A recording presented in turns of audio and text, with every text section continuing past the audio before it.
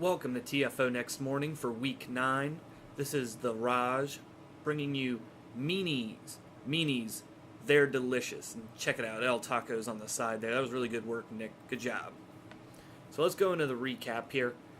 On Thursday Night Football, we had the racial slurs taking on the TMNT Torturers, with the slurs getting a huge victory, 42 to Torturers 3. This was really a crazy game. A lot of special teams was involved here, a lot of return yardage for the racial slurs, so big win for them, especially since they don't have a lot of wins, so this is really catching them up and bringing the Turtles back down to the slurs level. On Saturday night, we had All-American Alkies taking on the Greek Legends, with the Alkies squeaking by with the victory by 2 points, 23 for Legends, 21. The Legends were on the 2-yard line and fumbled the ball, and the Alkies were able to recover, and that really sealed the deal. But the Legends were missing both Barry God Sanders and Barry God's backups, so they did pretty good for missing both their main and backup running backs. And then the Sunday afternoon games, we'll start with the WWF Hall of Famers going up against the Stellar Offenders, with the Hall of Famers just getting blown out, 3 to Offenders 31. Nocturne Maniacs taking on the Westeros Guardians. The Maniacs coming up short, 24 to Guardians 28. Boxhead Capers took on the Hollywood Heroes. Capers losing, 21 to Heroes 42. Al Bundy scored 6 touchdowns in this game. Impressive comeback for him from injury. Venture Industries took on Rainbow Unicorns. Industries with a huge victory, 30 to Unicorn 7. This is kind of retribution for Venture Industry because they lost earlier in the season to the Rainbow Unicorns by 2 points. So that was a statement game for them. South Jersey Slashers took on the G.I. Joe Slashers with the victory, 28 to Joe's 21. Lost Survivors fought the Whovians, and the Survivors lost, 17 to Whovians 21. 8-Bit Brigade took on the Champs Chumps. Brigade with the victory, 27 to Chumps 10.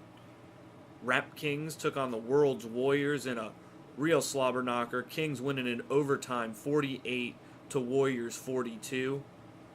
And then on Sunday Night Football, it was Pallet Poke Ballers versus the Celestial Defenders, and the Ballers were balling tonight, 34, Defenders 24. That's a big victory. Defenders only had 1 loss coming into that matchup, and so Ballers showed that they can throw the ball. I mean, as their name would intend. Sexy Pikachu running on special teams there was a huge factor as well. She was looking great as always. Sunday night guys calling all of her wardrobe changes and everything. Very nice.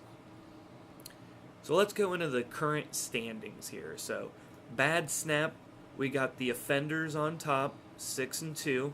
Second, we got the Boxhead Capers, 5-3. Hollywood Heroes, they're 5-3 as well. So are the Lost Survivors. And then the Whovians, 3-5. Bad Crackle, we got the Beer Gods on top, 6-2. DBZ Squad second, 5-3. The Weapon X's are third, 4-4. Raider All Stars fourth, 3rd-5. And then for the Bad Pop, we got the 8-Bit Brigade on top, 5-3. Slurs second, 3rd-5. Nocturne Maniacs are also 3rd-5, and the TMNT Torturers are also 3-5, 3rd-5, 3-5. So all 3 of those teams are just 2 wins behind Belag. And then in the Mad Snap, we got Venture Industry on top, 5-3. World's Warriors bringing their tie in here, 4-3-1. Rainbow Unicorns 3-5, and then the Hoffs are 2-6. They've had a rough season. Mad Crackle on top is the Greek Legends, but they're tied with the All-American Alkies and the Champs Chumps. They're all 5-4. Westeros is 3-6, picking up 2 impressive victories in the last 2 weeks. And the Robot Masters are 1-7 there at the bottom. And then Mad Pop, we got the Rap Kings on top, 6-2. Defenders with their tie, 5-2-1. The South Jersey Slashers, 5-3. Pokey Pallet Poke Ballers, 4-4. And the G.I. Joe is down there in 2-6. So for the injury report here, let's just open that up. So, returning from injury this week, Lafindu Mande and Stella Atois. Doesn't really matter if the backup's coming back now that Mande is going to be there. It's been sucking for Dave not having his main and backup, so it's good to see them returning. Simon Belmont's coming back for 8-Bit Brigade. He's a kick returner. He's pretty fast.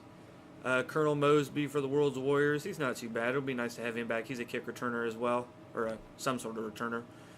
Fairy Tinkerbell is the running back 1 for the Rainbow Unicorns, but she does a lot of their returning, so she'll be good to have back. Wily Oilman for the Robot Masters. He's definitely needed because they've had a rough stretch there. And Quiet Greninja for the Pokemons. They didn't really seem like they missed him too bad on the big victory Sunday night, but it'll still be nice to have him. Who's missing? Grom, Hellscream, Cousin Butch is always injured.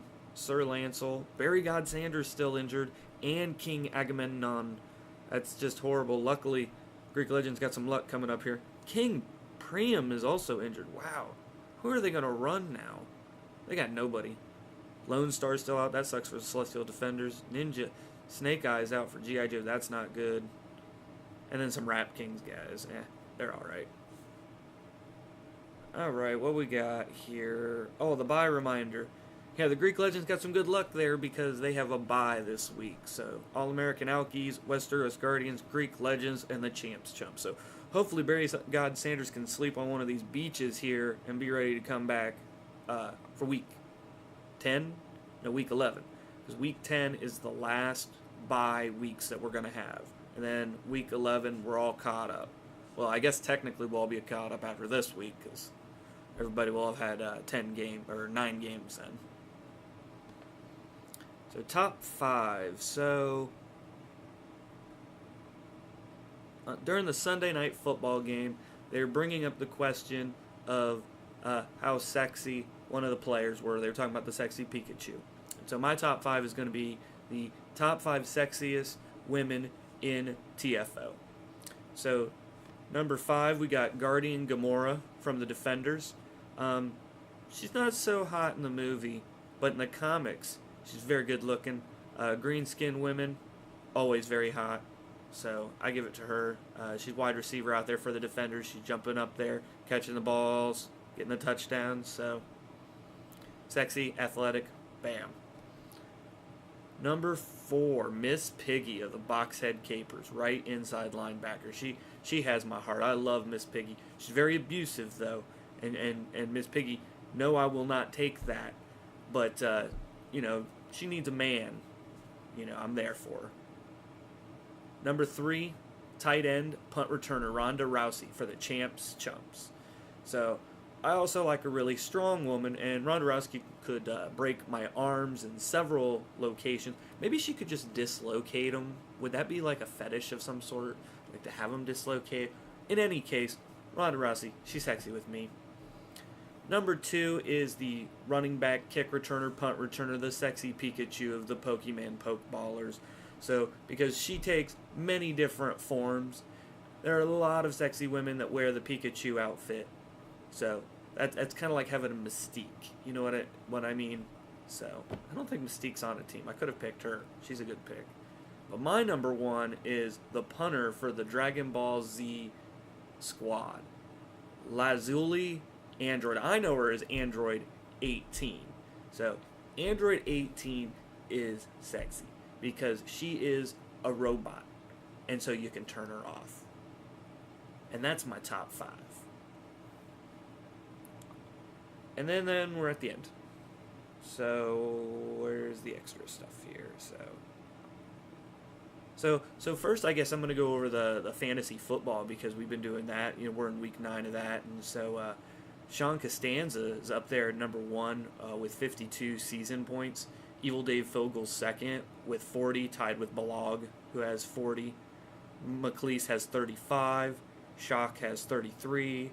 Dean has 32. The Bum is 31. Harriston's 19. DeVore's got 18. Fleming's got 14. Fox has 11. Peterson has 9. And then Moyer and Mann are at the bottom with 7. So I don't know. There are some that are pretty far down there. But I am happy to report everybody has a point, so that's good. And up near the middle, you all have a shot to go ahead and catapult yourself. This week was supposed to help you guys out with that, but number one, Costanza took advantage of the bonus points and was able to actually pick up 3. So that was pretty impressive. And then me and Clayton there, I'm beating Clayton by like 39 points. So for the season, but he won this week. He beat me this week almost by 30 points. So, but last week I had a big week last week. So going forward, I like keeping track of those because we do got to see who's better, either me or Clayton. It's gonna be me, but I like to give Clayton hope.